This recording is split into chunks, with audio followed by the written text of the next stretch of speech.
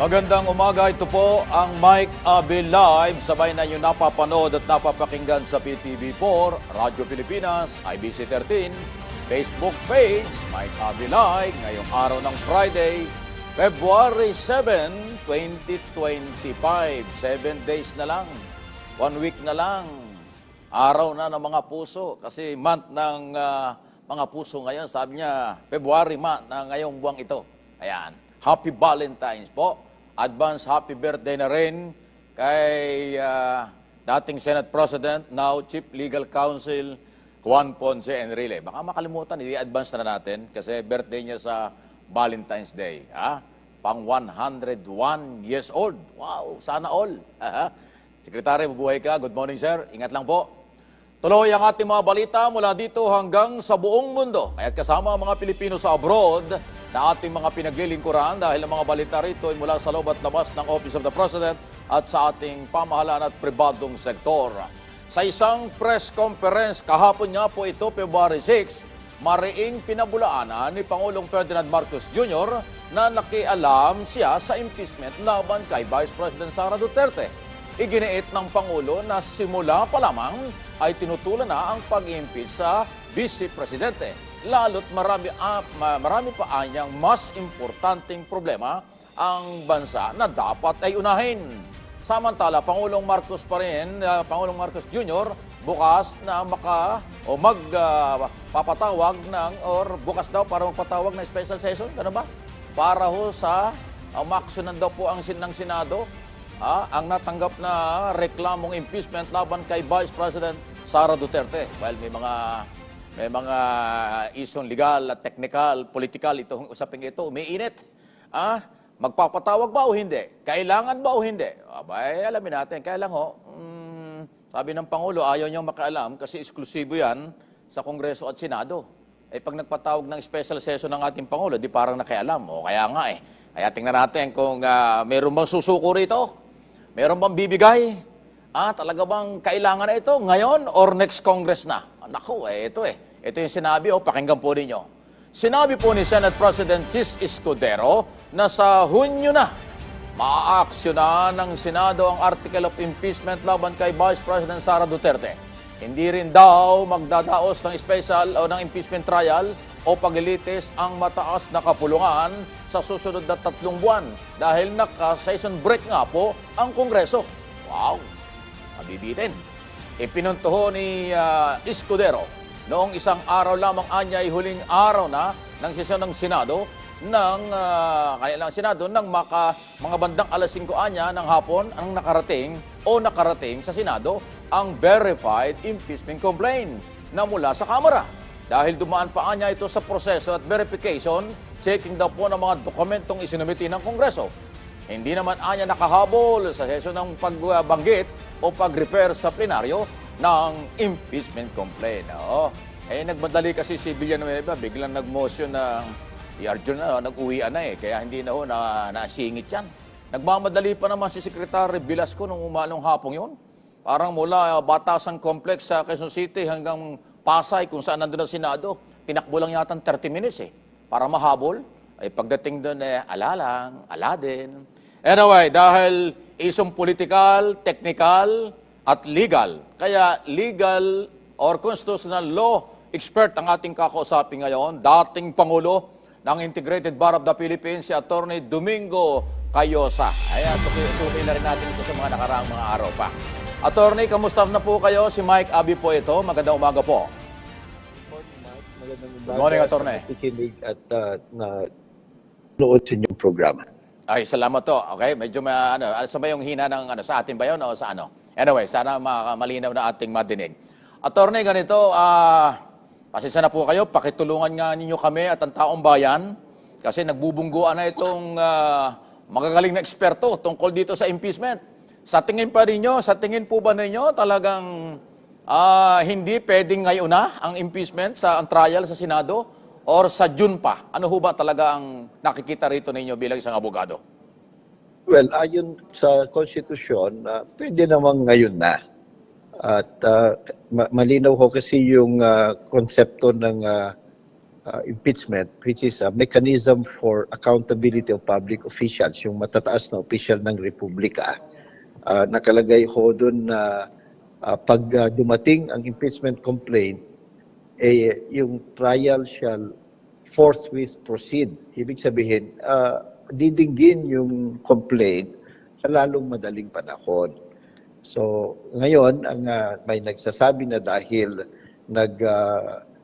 end na daw yung session days ng session na legislative calendar ng Senado, Yes. wala na. Pero meron na hong desisyon ang Supreme Court sa ganitong pangyayari. Yung Pimentel versus Joint Committees of Congress, na Okay. kung saan pinestyon ni Senator Pimentel yung existence ng canvassing board ng Kongreso dahil nag-adjourn na sine die yung Kongreso. Doon, nagkaroon ng pagkakataon ng Supreme Court na ipaliwanag na yung trabaho ng Senado at ng Kongreso, hindi lang paggagawa ng batas. Meron silang tinatawag na non-legislative functions. Kagaya nga ng ito, sa impeachment, hindi sila legislators, hukom sila. So they become judges in the impeachment court. Kagaya naman dun sa canvassing of votes, board of canvassers sila.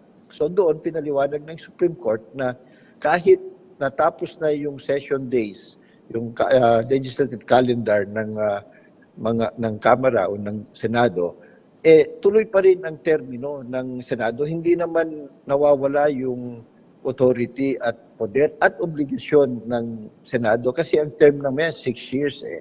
So walang balakid na pwede silang mag-reconvene to sit as impeachment court dun sa nalalabing araw pa nila ng kanilang termino. Well, ganito, Attorney, matanong ko lang. Ang impeachment process under 1987 Constitution, ang recess ba ng Kongreso nasa Constitution o kanilang rules lang o calendar lang? O wala yan sa yung recess, sila lang yan. Depende sa kanilang schedule. So, hindi ho naman ibig sabihin dapat nag-recess sila, wala na silang poder, wala na silang obligasyon. Yun nga yung in-emphasize at lininaw ng Supreme Court dun sa kaso ng Pimentel versus Joint Committees of Congress. So sana ma-guide ang ating mambabatas kasi napakahalaga ho itong usapin na ito.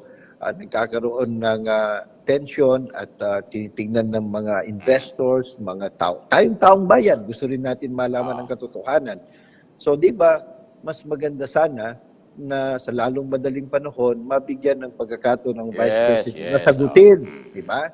At makita natin ang ebidensya ng prosecution, makita ang ebidensya ng sinasakdal, at magdedesisyon ang ating kagalang-galang ng mga senador. Sana wag nilang iwasan o i-delay ito.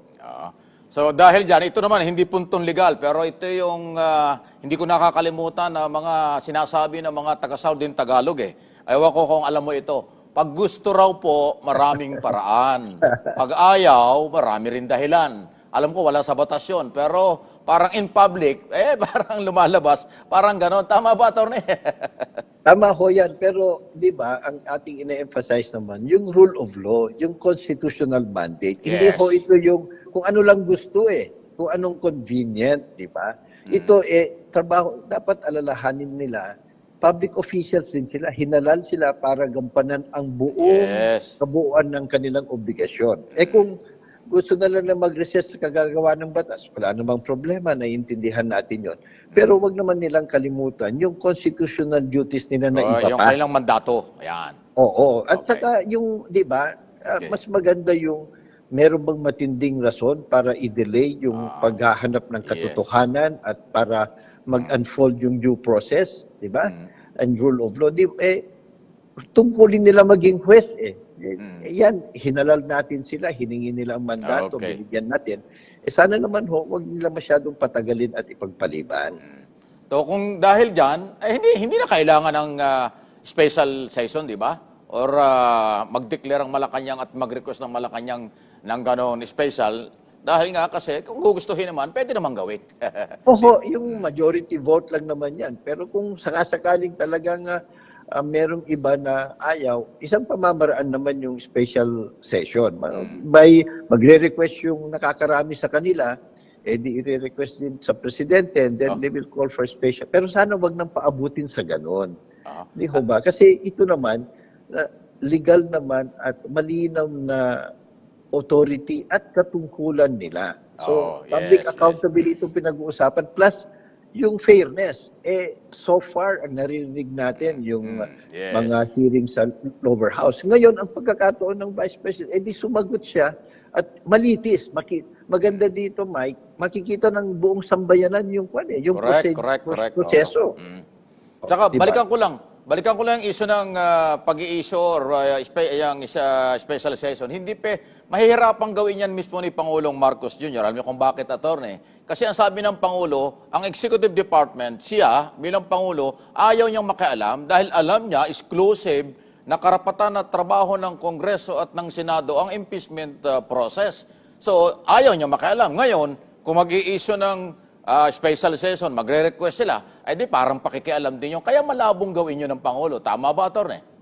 Tama. Kaya nga mas maganda kung malamang yan, nag-uusap-usap naman sila ngayon. Yan siguro yung mga sinasabi nila, pangunahing position lang ng iba-ibang senador. Pero eventually naman yan, titingnan talaga nila yung ating saligang batas, pinupulsuhan ng taong bayan, lalong-lalo na pag tinatalakay natin na ganito, na alam nila, na alam natin, na trabaho talaga nila yan. Yung hindi ito yung, kung gusto, pwede, kung ayaw, hindi ho eh. Mandato ng kanilang posisyon ito. Mandato ng ating saligang batas. At lininaw na yan ng Supreme Court. Huwag na maghintay ng jurisprudence. Meron na po. Pero ganito, attorney, ito isang napakahalagang tanong at paki-extend nga po ninyo ang pagpapaliwanag. Pasensya na po kahit alam kong busy-busy kayo. Ganito, kung gusto, yung sabi kasi ni Senador Escudero kahapon, hindi talaga pwede. Ang gusto niya sa June 1 na. June 2. So medyo gipit tayo kasi June 30, mag-i-expired na ang term nung 12 senador na dapat maging senador judge. Di aabutin tayo ng 20 Congress by July. Ngayon ang tanong, attorney, ganito. Ito bang impeachment issue ito? Ay pwede bang talakayin ito doon sa incoming 20 Congress by July or August after SONA? Dahil nga sa sinasabi natin, iba na ang composition ng mga senador at congressman sa 20 Congress. Pwede ba yon, attorney? Well, sa aking paningin at pagbasa ng mga related provision ng Constitution, jurisprudence, at yung ginagawa sa ibang bansa na meron ding katulad nating may impeachment process, pwede ho namang ituloy nung 20th Congress. Okay. Kasi ho, ang nagsasabi na hindi pwede, kailangang i-refile, ang sinasite nila yung practice ng Kongreso na pag yung mga bills, panukalang batas, hindi pumasa, pagdating ng bagong Kongreso, i-refile yun. May logic yun. Ito ho, kasi hindi naman ito batas. Hindi panukalang batas. It is recorded, yung mga ebidensya, nandyan yan. Parang hukom sila. Di ba pag may namatay, nag-resign o napalitan na hukom, magre-refile ba yung fiscal? Hindi Itutuloy lang ng bagong West kasi naka-record naman lahat. So this will be unfinished business, hindi kinakailangang i-refile, tatapusin nila. Kaya nga maganda sana, sa lalong batang panahon, kung gagawin pa naman nila sa June, ba't hindi na nila gawin ngayon? Habang may haba-haba panahon. So, may oras sila. Sa isang banda, kaya pwedeng talakayin sa next Congress, kasi dun sa 1-year period, pasok pa. Kasi magsisimula yung 1-year ban, 1 year na pinag-uusapan, pag sa oras na matanggap na ng Senado yung article of impeachment. So mula nung matanggap ng isang araw, doon pa lang magsisimula yung 1 year. At makakasama yung incoming 20 Congress, parang ganon. Tama ba, attorney? Well, isang rason din ho yan na sumusuporta dun sa posisyon o paningin na kung sakasakaling hindi matapos ang impeachment hearing ngayon, pwedeng ituloy dun sa bagong Kongreso. Ayan. Okay. Attorney, isang-isa lang, pahabol lang ito. Napakahalaga nito. Ngayon, ang impeachment ay nandyan na. Article of impeachment nasa Senado na. At kung halimbawa, magsimula ang trial ngayon o sa June o kung kailanman. Tapos habang nagtatrial, bigla nag-file ng resignation ang impeachable official like Vice President Sara Duterte. Ano ang epekto noon sa trial, sa impeachment na ito? Well, pag nag-resign ho siya, di parang yung impeachment case, parang wala nang Tapos na. saysay in one sense. Kasi nga, ang purpose Tapos na, nila bali, para tanggalin. na-stop na yung trial. Pero merong paningin na pwede pa rin ituloy yan. Yes, Bakit? yun na nga eh. Kasi Pwedeng kalakip na parang penalty dun sa yung convicted official, yung disqualification from public office.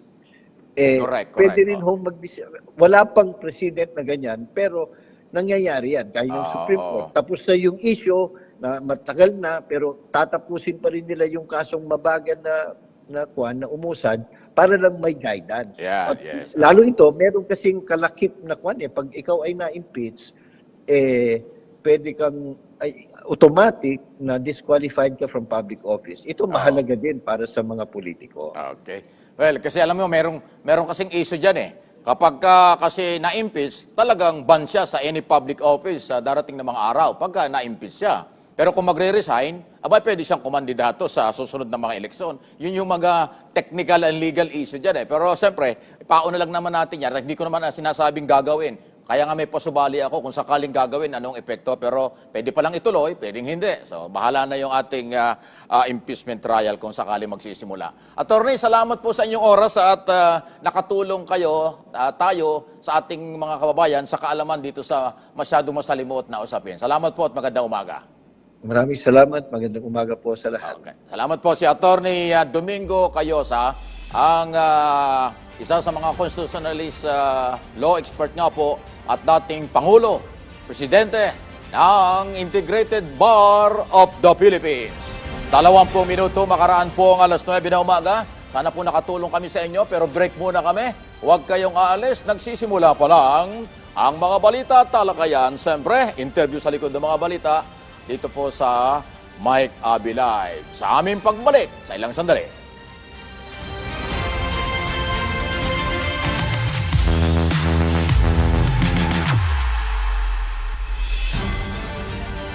Balik tayo sa mga balita natin. This time, ang live report ni J. Mark Dagala ng Radyo Pilipinas. Amerika kinumpirma na kinontrata nila ang bumagsak. Tama ba yun? Ang bumagsak daw na eroplano sa Maguindanao del Sur na ikinasawi ng 4. Ibig sabihin, kinumpirma, kanila daw talaga yon. Ibig sabihin, ano nga ba ito? Bakit ba nagbabagsakan ng mga eroplano? Diba, dito na isang araw lang, sa Nueva Ecija. Tapos sa Amerika, may nagbanggaan pa nga. Tapos sunod na mayroon pang bumagsak doon sa may Philadelphia, di ba? Magkasunod na aksidente sa Amerika. Ngayon meron din dito. Anong nangyari talaga? Okay, sige. Ano nga ba ito at sino ba sakay dito? Narito ang live report.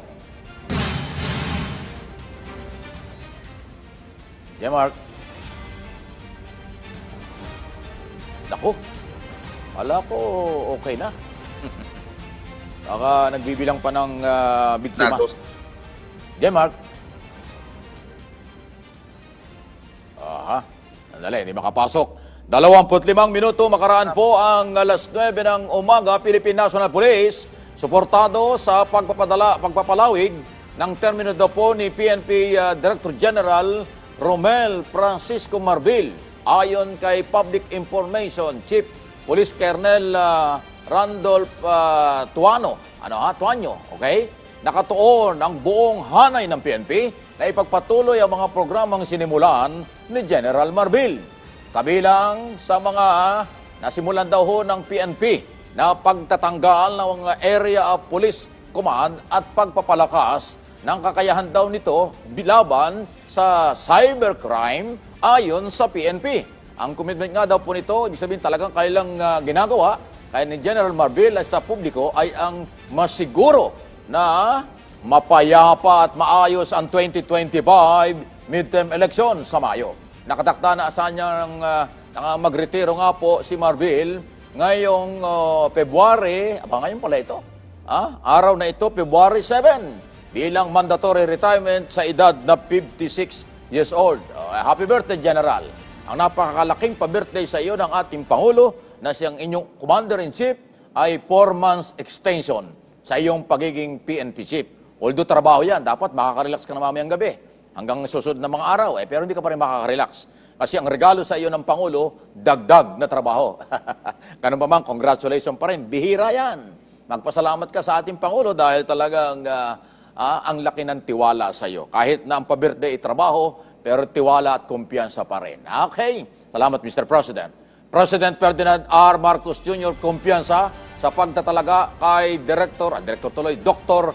Edwin Mercado bilang Presidente at Chief Executive Officer ng Philippine Health Insurance Corporation or PhilHealth. Ayon sa Pangulo, si Mercado ay isang US-trained orthopedic surgeon na nag-uopera ng may 35 taong karanasan. Haba, sa hospital management na may kakayanan at kapasidad na mamuno sa PhilHealth. Ayan. Sinabi po ng Pangulo pa rin na pabor siya sa plano naman ng Mercado na pagbutihin sa lalo ang mga proseso ng PhilHealth. Panagutin, pangunahin, okay? Mga pangunahing pamamagitan anya ng digitalization daw po, sistema, pagbabago, computerization, lahat to, basta technology. Ayan naman talaga ang galaw ng ating gobyerno para humaayos ang problema sa PhilHealth. Ayan, Anyway, sana yung improvement ay gawin na lang nila. Kasi marami hong nayayamot dahil kasi ang hirap humingi ng tulong dyan sa totoo lang. Kung yun yung mga may-ari ng ospital, hindi makasingil yung pa kayang mga mamamayang Pilipino makahingi ng tulong. Di ba? Kaya yan ang pinakamalaking challenge. Di ba? Ang mga may-ari ng malaking ospital, hirap maningil sa kanila, ilang taon na naniningil. Hindi matapos-tapos ang balance at utang. Mga may-ari na ng ospital. Ayun pa kayang may sakit at mahirap na hihingi ng tulong. Yun yung nahihirapan So, pakibago, Mr. President Mercado, bilisan po ninyo ang pagbabayad sa mga ospital at pagbibigay ng tulong sa mga mahihirap na Pilipinong matindi at nangangailangan. Okay? Matagumpay na naisagawa ang ika-6 na Multilateral Maritime Cooperatives Activity, MMCA, na kinabibilangan daw po ng Pilipinas, Australia, Japan at ng Estados Unidos. Ayon sa Armed Forces of the Philippines, ang iba't ibang pagsasanay ay isinagawa upang mapalakas ang coordination at ng apat, mapapalakas pa yung relasyon at tulungan ng 4 na mga bansa. Nakalahok dito yan. Maganda ho yan. US, Australia at saka ang Japan. Ayos, mabuhay po kayo. Sa mga ilalim, ang naturaan military campaign sa paninindigan ng mga kalahok na bansa na pangalagaan ang mga prinsipyo katulad ng freedom of navigation, alinsunod sa United Nations Convention on the Law of the Sea. UNCLOS nga po, UNCLOS, okay? Sa naturang mga aktibidad na isinagawa sa loob ng Exclusive Economic Zone ng Pilipinas. Ayan sa West Philippine Sea, kahit na sinasabi ni Marcoleta na walang West Philippine Sea, meron. Exclusive Economic Zone nga Pag sinabing West Philippine Sea, kanlurang dagat ng Pilipinas, karagatang kanluran ng Pilipinas. Ayan ang Tagalog sa West Philippine Sea. Pero sinasabi ng isang congressman, wala yung West Philippine Sea. Wala naman sa libro yon. Kaya ngayon ay viral Kong, magandang umaga po. What happened to you? Okay.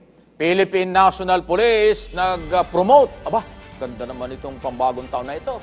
33,143 personnel nationwide. Nagkaroon na ng all-taking ceremony. Kahapon, ang mga pulis mula sa ranggong police corporal hanggang police major ang mga na-promote dito. Ang galing, Salamat po, congratulations. Pakapi naman. Joke lang. Congratulations. Alam mo, pampataas ng moral yan. Hindi lang pantaas ng sweldo. Pampataas ng moral sa pamilya kasi dadagdagan ang posisyon, promotion, pagkatapos dagdag benepisyo din yan. Mabuhay ang kapulisan. Sana hindi na kayo maligaw ng landas. Hindi ko naman nilalahat. Meron pa rin pangilang-ilang naliligaw Natutukso sa salapi.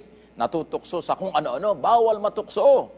Ang promotion ay pinagkakalob sa inyo ng ating gobyerno. 2 kamay na inyong salubungin at pangatawanan, ipagmalaki at pangalagaan. Ayan ang ating payo. Okay? Muling nakapagtala, ito na naman tayo, ang P-Box. Ng isang minor explosion. Nagparamdam na naman talaga. Mula sa Bulkang Kanlaon, bandang alas 3 p.m. Kahapon nga po yan, February 6. Ayon sa ahensya, tumagal ito ng 2 minuto at nagdulot na naman ng asphalt. Usok yan. Abo sa mga bahagi ng barangay Sagang, La Castellana, Negros Occidental. Kasalukuyan pa rin anya ring nakataas ang alert level 3 sa naturang bulkan. Abay talaga itong bulkan ito, pasaway ha. Bago nagbagong taon at Pasko, yan na yung problema. Ngayon 2025 na, ayan oh. Kung magbuka, parang parang wala talagang awa. Ay, ingat lang po mga taga-Negros, hindi kayo nag-iisa. Kayo po'y patuloy na inaalaala ng Office of the President at ang tagubili ng Pangulo ay tulungan kayo. Lahat ng local government unit, national government, ay tutulong sa inyo sa inyong mga pangangailangan sa mga nagiging biktima noon until now. Ibinida naman ni Bureau of Correction Director General Gregorio Catapang Jr. ang mga hakbang-anya ng kanilang ginawa upang ma-decongest nga po, mabawasan ang New Bilibid Prison. Kabilang na dito anya ang pagpapalaya ng mga PDL. Aba, pinapalaya na pala para mabawasan. May qualification ng mga makalaya na umabot na ho sa halos 8,000, 8,000 noong 2024 at paglilipat naman ng mga PDL na nagpapatuloy anya ng assistensya, pagkakahatol sa kanila sa mga sa penal farm. Saan yan? Sa Baguio ba ito? Sa Baguio? Sa Davao? Saan ba lugar yan? At sa iba't ibang bahagi ng bansa. Kasi naalala ko yung sa Davao, controversial di ba? Nadinig nyo yung hearing doon sa Quad. Doon yung doon yung may 3 Chinese na natutulog, hindi na nagising. Hindi mo drug lord, kaya naalala ko. Anyway, marami po ang sakop po yung mga kulungan po ng mga convicted na, hindi lang sa Muntinlupa, iba-ibang lugar yan. Lahat yan ay nasa ilalim ng butihing Director General, Retired Chief of Staff, General Catapang Jr. Mabuhay kasi, good morning, salamat po at ingat lang. Sumampa na sa 665 na individual ang naaresto ng Philippine National Police dahil sa paglabag sa umiiral sa COMELEC gun ban. Ayon kay Police Region 3 at Director at spokesperson General Jean Pajardo, kabilang sa mga nahulihan ay ang security guard, sundalo, police, foreign national, meron pang dayuhan, at iba pang mga law enforcement officer. At pinakamarami anya ay sibilyan. Nakoy, bawal yan, may sibilyan pa ha. Sinabi po ni General Pajardo na nagmula anya ito sa inilatag na checkpoint na ikinasa ng pulis sa police operation, gun ban, bypass, anti-illegal drugs operation at iba pa. Nagresulta naman anya ito ng pagkakakumpiska ng nasa 665 nga po na iba't ibang uri ng mga armas. Gaya ng pistol, revolver, meron pa bang revolver ngayon? Shotgun, rifle at mga pampasabog at iba pa. Bakit may pampasabog pa talaga? Gun ban po mula mula January 12 hanggang June after ng May 12 election ay gun ban pa. Bawal na bawal yan. Kahit pulis kayo, kahit sino man kayo, ay di lalo kung sibilyan, bawal. Kahit may lisensya pa yan. Paalala, hindi po ka nagkulang dito. Araw-araw halos, tinatalakay natin yan. Inihain naman ni Kabayan Party List Congressman Ronzalo ang isang resolusyon para daw humikayat o humingin o himukin, hikayatin, mga Tagalog dyan, ang Department of Labor and Employment at Department of Migrant Workers, DMW, at Department of Foreign Affairs na bumuo ng komprehensibong plano bilang tugon sa mga Pilipino migrant na maapektuhan ng bagong immigration policy ng Estados Unidos. Ayun, yung deportation na policy, mabigat talaga yan. Kinukoy ng kongresista na hanggang nitong January 26 ng ating 2025, isang araw lang, pinalakas na ng US Immigration at Customs Enforcement, ICE, ang operation laban sa mga illegal alien kung saan mahigit 1,000 individual na ang naaresto at nakatakdang ipa-deport dito. Tinatayaan niyang nasa 350,000 ang mga undocumented na mga Pilipino sa Estados Unidos ang nasa bingit ng deportation. Alanganin sitwasyon. Massive po talaga, grabe.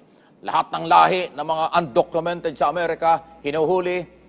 May mga operation ng military at ang federal agent sa mga hospital, eskwelahan at residential area at kung saan-saan lugar.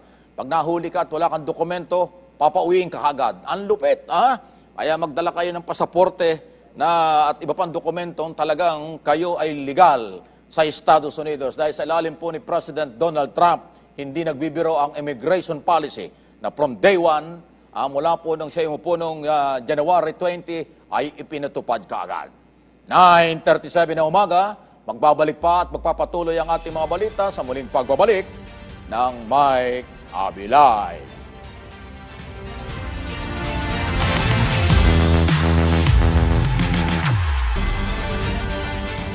Tuloy ang ating paghahatid ng mga impormasyon para po sa inyo, Luzon, Visayas, Mindanao. Magandang umaga sa mga taga Zamboanga. At nakakarating pala sa Zamboanga ang ating mga broadcast at iba pang parte dyan sa Mindanao. Hindi lang sa Visayas, hindi lang sa Luzon. Ano po? At siyempre, sa magitan po ng global technology, social media, ay sa buong mundo. Nagkakarinigan at nagkikita-kita tayo. At nakikita ninyo. Di ba? Yan lang po kayo. Sandali, si J. Mark Dagala may report. Nagbabalik ba?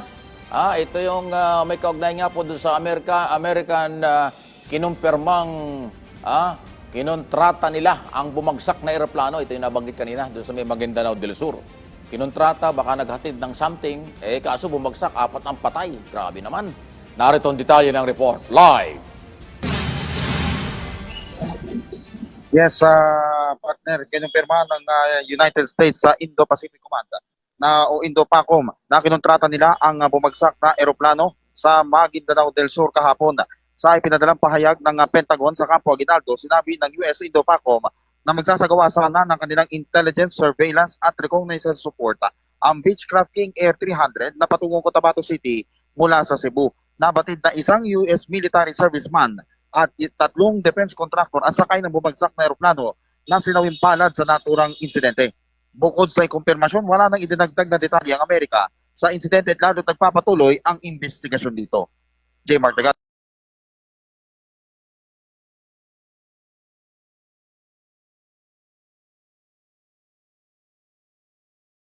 Under investigation na naman yan ng Kaap. Naalala ko naman yung Kaap Tingnan natin kung ano magagawa ng mga yan. Ngayon, dahil may namatay dyan, siguro ilalabas na. Kasi sabi nila akin nakausap na isang araw ayun hong patay, yun lang ho amin ilalabas ang mga pangalan. Yung buhay, hindi. Tapos alam naman nilang si Senador Bato de la Rosa ang sumakay doon sa aeroplano. Napakatapos siyang ihatid sa Baguio City. Pag-uwi ng Maynila, bumagsak sa Nueva Ecija. Tinatanong ko lang kung sinong gumamit Hindi masabi, bawal daw. Kailangan palang mamatay muna bago sabi. Pag nalaman ni General Bato de la Rosa yan, Senator Bato de la Rosa, makamagalit pa sa inyo. Mambira kayo. Ako nga sumakay dyan, ayaw pa niyong sabihin sa publiko ako ang gumamit niya. Only in the Kaap yan, only in the Philippines na naman yan. Kaap, may pag-asa pa ba kami sa inyo? Kamusta po kayo? Magandang umaga, happy weekend, malapit na Sa isang pahayag kahapon po nanindigan, sino? Siyempre, si Pangulong Ferdinand Marcos Jr. na mananatili ang sandatahang lakas ng Pilipinas sa pagpoprotekta at mananatili daw ho ng kaayusan sa West Philippine Sea. Ito ay sa kabilaan niya ng illegal na presensya ng malaking barko ng China. Yan Coast Guard yan nga po sa rehiyon. Kahapon ay nanonood ako dyan sa press conference na yan. Kasi bihirang mangyari yung press conference. Kadalasan po kasi ambush interview ginagawa ng Malacanang Press Corps sa ating Pangulo. Kaya pag kami mga events, Luzon, Visayas, Mindanao, kahit sa abroad, doon nagkakaroon ng ambush interview. Kahapon mismo nagpatawag ng press conference at kanyang hinarap talaga ng Pangulo ang mga media at ang publiko. Naitanong yung tungkol, Sir, anong masasabi po ninyo? Sabi po ng isang congressman, wala daw naman po yung West Philippine Sea. Sabi niya, kasi kandidato yun alam mo naman pagkakandidato, parang, hindi, publicity lang yan, parang gano'n. Simple lang, yung mga hugot ni Presidente, kung ikaw yung gumawa ng gano'n, laglag ka sa upuan Ano masasabi po ninyo? Wala daw pong West Philippine Sea. Sabi ng Presidente, di ba kandidato yon? Ibig sabihin, gimmick lang daw yon, parang gano'n, para mapag-usapan. Pero hindi makakabuti yun, kasi kung matino kang Pilipino, paano mo ibubuti yung gano'n? Ako nga, araw-araw ang panawagan ko dito sa television, sa radyo, at doon sa aking mga social media account, sa YouTube at Facebook channel ko, Mike Abi Opinions at MA Pinoy TV, sinasabi kong meron. West Philippine Sea. Kung ayaw nyo ng English, di tinatagalog ko, karagatang dagat ng Pilipinas. Merong ganon. Diba? Exclusive economic zone. Pero sabi ron ng politiko, walang ganon. Kayo lang may sabi noon, wala sa libro yan at sa mapa. Naloko na. Ayan, pumitik ang Pangulo kahapon. Mr. President, yung mga hugot mo, panalo. Doon sa nakakaintindi. Kasi yung iba, hindi nakakaintindi. Ay ako, ramdam ko yung hugot ng Pangulo, simple lang. Kasi kandidato yon, mag-i-eleksyon. Wow! Yung, sino gumawa noon? Sino may sabi noon? Ay bahala na kayo, hindi na kailangan i-google pa yan. Alam na alam nyo kung sino. Nasabat sa pantalan ng Maynila sa PER. Ibig sabihin, ang dami na naman ito. 2.7 billion halaga ng shabu na itinago daw ho sa plastic na mga dry mango. Aba, akala mo mangga, akala mo mango, shabu pala. Ito ho ang pinakamalaking puslit ng droga ngayong taon. Oo nga, nadinig ko yung report kahapon yan parang sa isang container, nasa bandang gitna. Kunwari, mango, pagkain, kung ano-ano. Tapos sa loob, nandun yung palaman. Talagang palaman nasa loob, puslit, ang laking pera niyan. Kasi ayaw nyo ibalik ang parusang bitay. Sinabi ko naman sa inyo, hanggat walang parusang bitay sa Pilipinas, aabusuhin tayo ng mga negosyante kasi pera-pera lang ang labanan dyan. Kaya sila nakakapagpasok labas ng mga sindikato ng kargamento kasi nadadaan sa pera yung ibang mga kinaukulan sa gobyerno. Pero kung may parusang bitay, firing squad sa Luneta, pag hindi tumigil yung mga yan, ewan ko lang. Pag yan araw-araw, meron tayong firing squad sa Luneta ng mga drug lord, ay palagay ko mauubos yan. Ngayon, hindi po Yung mga drug lord, pakapi-kapi sa mga 5-star hotel habang naglalayag ang kanilang kargamento at gumagalaw naman ang pera nila para lagyan, mabulag at mabingi at ang mga law enforcement agency na hindi naman nila lahat na nakikinabang dyan at iba pa. Mga taga-customs, kayong madalas matapalan yan tama na, sobra na. Okay? Pati corrupt government official, pag nagkaroon ng firing squad, dapat isama yan. Kasi dalawa lang yan. Kung walang naglagay, kung walang tumatanggap, walang maglalagay. Kung ano ang kaso na naglagay, yun dapat ang kaso at kaparusahan ng tumanggap. Di ba ganun kasimple yan? Sandali, si Isaya Mera Puentes, may report muna ating kapartner dito sa PTV. Mula po sa Laguna kung saan magaganap ang pagsira daw po ng balotang hindi nagamit. Naku, sayang naman ito. Nasa ilang milyon ang nahalaga ng gastos dito. Balotang hindi nagamit sa eleksyon at nakabantay naman po dito ang COMELEC. Pakinggan natin magkaanong halaga ito. Partner, good morning. Live report. Magandang umaga, Mike. Inaasahan na ngayong araw sisirain ng mga bahagi ng mga balotang hindi na magagamit sa halalan 2025. Hindi mga balotang naunang naipakta ng COMELEC bago maglabas ng desisyon ng Korte Suprema na may kadagdagan pa palang mga pangalan na idadagdag sa balota. January 17, ang unti-unting simula ng paglilipat ng mga hindi magagamit na balota mula sa National Printing Office patungo rito sa COMELEC Warehouse sa Santa Rosa, Laguna. Sinakyan COMELEC spokesperson Reg Laudianco sa National Printing Office ang pag-aayos sa mga tinatransfer na balota. Mike, sa kada araw isa ang biyahe ng COMELEC para makapag-transfer ng balota na may namang 3 phone ng mga for disposal na mga balota. Ang mga sisiraing balota ito ay dumaan sa physical checking dahil kinakailangan kasi na ma-shippable ang mga balota lalo pa balot lamang ang babayaran ng COMELEC sa Miru.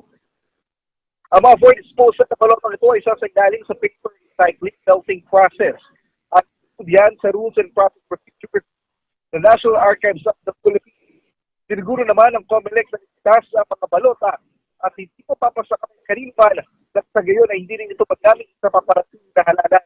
Kung matatandaan, Mike, na sayang ay tatlong balota ng COMELEC para sa paparating na halalan 2025 dahil sa utos ng Korte Suprema na idagdag ang pangalan ng Bairo Mustafa sa listahan ng mga senatorya sa balota.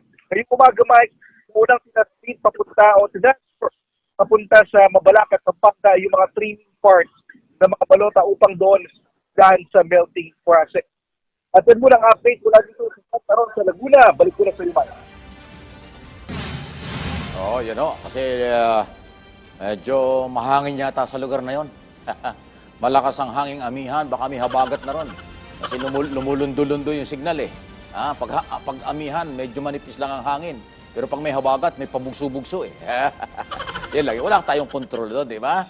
Partner, ingat lang Kakaibang hangin dyan sa Laguna. Tuloy tayo sa iba nating mga balita. Dating Quezon City Mayor, nako, ito na. Herbert Bautista at kanyang dating administrator, nagain daw po ng motion o nag-file ng motion. Parang motion for consideration, ganon. Sa Sandigang Bayan, sa hatol nga ng korte na guilty sa kasong kinakatiwalian. Ipinababasura. Grabe yung kanilang ano? Grabe naman ang motion na yan. Ang motion nila para ibasura yung guilty na desisyon.